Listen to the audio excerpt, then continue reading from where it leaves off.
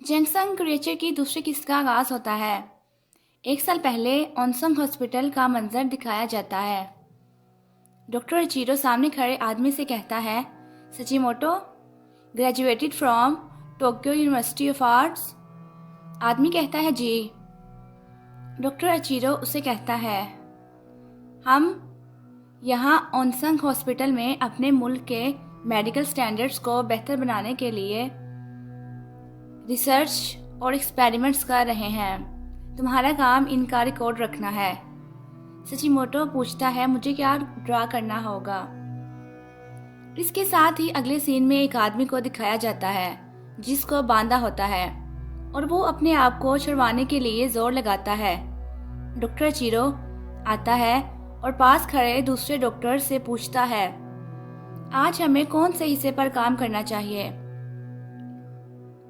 आज हमारे साथ एक नया पेंटर भी मौजूद है, क्यों ना हम इसके पेट को खोलने से स्टार्ट करें। लेटा हुआ आदमी चिल्लाता है, मुझे ना मारो, मुझे छोड़ दो। सचिमोटो खौफजदा वहीं खड़ा होता है।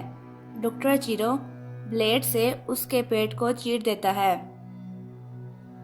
ये देखकर सचिमोटो मुंह पर हाथ रखे भागता हुआ बाहर आता है और वॉमिटिंग करता है। पीछे से एक डॉक्टर आकर उसे जबरदस्ती पकड़ कर ले जाता है। अगले सीन में सचिमोटो पैसे पकड़े बैठे रो रहा होता है। इतने में वहां यून चायोक की माँ सिशिन आती है और कहती है, रोने की जरूरत नहीं, तुम आदी हो जाओगे जैसे यहाँ सब हो गए हैं। सिपाही आकर कहता है, वापस चलो। सचिमोटो सिशिन को वापस कैदखाने में जाता हुआ देखता है और कैदखाने में मौजूद कैद लोगों को देखते हुए सिशिन के पास आकर रुक जाता है, जिसके गले में लकड़ी का हार होता है। सिशिन का चेहरा और सारी बॉडी तब्दील होना शुरू हो चुकी है। अब हमें दोबारा प्रेजेंट दिखाया जाता है, जहां सचिमोटो रूम नंबर 2 के सामने खड़ा है। अंदर से एक खौफनाक बड़ा सा हाथ उसे पकड़ने की कोशिश करता है, मगर पकड़ नहीं पाता। सचिमोटो टार्च उठाए अंदर देखता है। वहां मौजूद खौफनाक क्रिएचर के गले में वही लकड़ी का हार होता है। यून चायोक अपनी माँ का स्केच निकाल कर देखती है। अपने फादर से पूछती है, आपने उस आदमी की बात क्यों मानी। यूनजंग वोन कहता है, मेरे पास ना मानने की कोई वजह ना थी। उस आदमी को लड़की मिल जाएगी और हमें सचिमोटो के बारे में इंफॉर्मेशन हासिल हो जाएगी। यून चायोक कहती है, वो एक बदतमीज और बेशर्म आदमी है। ये सुनकर यूनजंग वोन मुस्कुराने लगता है और कहता है, किसी भी इंसान को इतनी जल्दी जज ना करो। यून चायोक कहती है, मुझे ये म्योंगजा वाला केस कुछ ठीक नहीं लग रहा, और बाहर आकर चेरी ब्लॉसम को देखती है जो कि खिल चुका होता है। यून चायोक म्योंगजा की तलाश शुरू कर देती है। इसी तलाश में वो इशिकावा के घर पहुंच जाती है, जहां लेडी माइदा किसी आदमी को पैसे देते हुए दिखाई देती है। यून चायोक उस आदमी का पीछा करती है। वो आदमी एक जगह जाकर रुक जाता है और एक आदमी के साथ अंदर बिल्डिंग में दाखिल हो जाता है। मिस्टर गो जेंग ताइसांग को बताता है कि मैंने हर जगह म्योंगजा को तलाश किया है, रेस्टोरेंट्स, बुटीक्स, मगर इसके बारे में कोई भी नहीं जानता। मैंने रक्षा ऑफिस तक को विजिट किया है जहां वो जाती है, मगर उनको भी नहीं पता था, किसी ने भी उसको किसी रक्षे पर सवार होते नहीं देखा। जेंग ताइसांग कहता है, एक शख्स जहां भी जाता है पीछे कोई ना कोई निशान छोड़ जाता है, हमें बस वो निशान नहीं मिले। इशिकावा का आदमी गाड़ी में इनका मुसलसल पीछा कर रहा है, जिसको देखकर मिस्टर गो कहता है, इनको क्या लगता है हम पागल हैं। पान शॉप के सामने हजूम लगा होता है। अंदर एक आदमी ब्योमो को धक्का देकर गिराता है। हाथ में पकड़े बर्तन की तरफ इशारा करके कहता है, मुझे बताओ ये क्या है। इतने में जेंग ताइसांग आकर बर्तन पकड़ता है और कहता है, ये आम सा मिट्टी का बर्तन है। आदमी कहता है, मैंने इसके 100 वॉन दिए हैं। जैंग ताइसांग कहता है तो फिर आदमी कहता है अगर मैं इसे यहाँ रखवाऊँ तो उसके बदले मुझे कितने पैसे दोगे? जैंग ताइसांग कहता है तुमने इस बर्तन के 100 वॉन दिए जिसकी कीमत मुश्किल से 10 जोन थी और तुम्हारे पास इसकी रसीद भी नहीं है। तुम्हें स्कैम किया गया है। आदमी कहता है मैंने सुना है इशिकावा तुमसे सब कुछ लेने वाला है। हाउस ऑफ गोल्डन ट्रेजर का न्यू मास्टर आएगा, तुमसे सब कुछ जाने वाला है, फिर एक बर्तन से तुम्हें क्या मसला है? जैंग ताइसांग कहता है इस बास्टर्ड को देखो, तुम क्यों बकवास कर रहे हो? चलो मेरा बिजनेस खराब ना करो और दफा हो जाओ। आदमी गुस्से से बर्तन नीचे फेंकता है। इसके साथी अपनी तलवारें निकालते हैं। मिसेस नावल और मिस्टर गो अपनी बंदूकें निकाल लेते हैं, जिसे देखकर वो लोग वहां से चले जाते हैं। मिसेस नावल जैंग ताइसांग से कहती हैं उन्होंने वो जगह तलाश कर ली है जहां आखिरी दफा म्यूंगजा गई थी। ये सुनकर जैंग ताइसांग हैरानी से पूछता है क्या? यूनजंग वॉन उसे बताता है कि उन्होंने इस रक्षा खींचने वाले को ढूंढा है जिसने हफ्ता पहले म्यूंगजा को राइड दी थी। मिस्टर गु कहता है ऐसा नहीं हो सकता, मैंने हर जगह खुद देखा था। जैंग ताइसांग कहता है फिर कैसे? यूंगचे वोक कहती है तुमने कहा था शायद उसे मार दिया गया हो, इसलिए हमने सोचा कि उसे कौन मार सकता है और एक ही शख्स हमारे दिमाग में आया, लेडी माइदा। जैंग ताइसांग पूछता है लेडी माइदा ने म्यूंगजा को बुलाया था? इस बात पर जंग वॉन कहता है पहले उसे इशिकावा के घर बुलाया गया था, फिर चंद ही देर बाद उसे ओनसंग हॉस्पिटल मूव कर दिया गया। जैसे ही रक्षे वाले ने उसे ओनसंग हॉस्पिटल छोड़ा उसके बाद वो गायब हो गई। ऐसा लगता है वो अभी भी वहीं मौजूद है। तुम्हारा क्या ख्याल है? मिस्टर गो कहता है ऐसा नहीं हो सकता। ओनसंग हॉस्पिटल के बारे में एक बात है कि वहाँ जाना बहुत मुश्किल है जब तक कि आप कोई जापानी फौजी या सरकारी ऑफिसर ना हो। एक जोसन की औरत वहाँ दाखिल नहीं हो सकती। जैंग ताइसांग कहता है ऐसा भी तो हो सकता है कि मैं लेडी माइदा ने सब कुछ अरेंज करवाया हो। यून चायो कहती है हम हॉस्पिटल के अंदर जाकर पता चला सकते हैं। मिस्टर गो कहता है मैंने अभी कहा है कि हम जोसन के लोग वहाँ नहीं जा सकते। इस बात पर यून चायो तंजिया कहती है मैंने सुना है मास्टर जैंग के बहुत कनेक्शंस हैं, क्या तुम हमें वहाँ ले जा सकते हो या नहीं? जैंग ताइसांग कहता है मुझे देखना पड़ेगा। ये सुनकर यून चायो कहती है भूल जाओ, अगर तुम ये नहीं कर सकते तो हम कोई और रास्ता ढूंढ लेंगे, और वहाँ से खड़ी हो जाती है। जैंग ताइसांग बुखलाकर कहता है मैं तो सिर्फ। तुम कितनी बेसब्री हो। कौन कहता है मैं नहीं कर सकता? मैं तो कह रहा था कि चलो प्लान बनाते हैं। जैंग ताइसांग पैसे लेकर अपने दोस्त वोन जंग ताई के पास मूनलाइट बार आता है। उसे कहता है मुझे परवाह नहीं, तुम पैसों को आज़ादी की तहरीक के लिए इस्तेमाल करो। वोन जंग ताई कहता है तुम क्या करना चाहते हो? जैंग ताइसांग कहता है मुझे तुम्हारा आईडी चाहिए। ओनसंग हॉस्पिटल में जोसन के सिर्फ चंद लोग जा सकते हैं और तुम्हारी फैमिली उनमें से एक है। वोन जंग ताई कहता है अगर ये मामला इशिकावा से मुतल्लिक है तो मुझे इससे दूर रखो। जैंग ताइसांग कहता है तुम मेरी मदद करोगे। वोन जंग ताई उसे अपना आईडी देता है और कहता है इसे इसी तरह वापस करना। जैंग ताइसांग बाहर खड़ा यून चायोक और उसके फादर का इंतजार कर रहा है। वो दोनों तैयार होकर आते हैं। यून चायोक बहुत खूबसूरत लग रही है। जैंग ताइसांग उसको इस तरह देखकर हैरान होता है और देखे जाता है। कार का दरवाज़ा खोलकर अपना हाथ आगे करता है। यून चायोक के देखने पर कहता है किसी लेडी को कार में बैठने में मदद देना गुड मैनर्स में आता है। यून चायोक कहती है इसकी कोई ज़रूरत नहीं और अंदर बैठ जाती है। ये लोग ओनसंग हॉस्पिटल के गेट पर पहुंचते हैं, अपना आईडी दिखाकर अंदर दाखिल हो जाते हैं। वेटिंग रूम में बैठकर इर्द गिर्द का जायजा लेते हैं। नीचे रिकॉर्ड रूम होता है। यून जंग वॉन यून जायोक को इशारा करता है। वो उठकर नीचे पहुंच जाती है। हॉस्पिटल के अमले का ध्यान दूसरी तरफ लगाने के लिए मिस्टर गू पेट में दर्द का ड्रामा करता है और दर्द से चिल्लाना शुरू कर देता है। यून जायोक अंदर दाखिल होकर म्योंगजा का रिकॉर्ड ढूंढने की कोशिश करती है। इतने में वहाँ सफाई करने वाला एक आदमी आ जाता है और पूछता है, तुम यहाँ क्या कर रही हो? यून जायोक उससे कहती है, मैं रास्ता भूल गई थी, और कहती है, तुम जोसन से हो? चलो ऐसा करते हैं, बात को लंबा नहीं करते, मैं खामोशी से यहाँ से चली जाती हूँ। मगर वो आदमी फिर पूछता है, तुम क्यों आई हो? पहले बताओ तुम कौन हो? इतने में योनजंग वॉन आकर आदमी पर पिस्तौल तान लेता है। आदमी पूछता है, क्या तुम मंचूरिया से हो? इस आदमी की बात सुनकर योन जंग वॉन पूछता है, तुम कौन हो? वो आदमी हाथ से सीने पर कोई निशान बनाता है।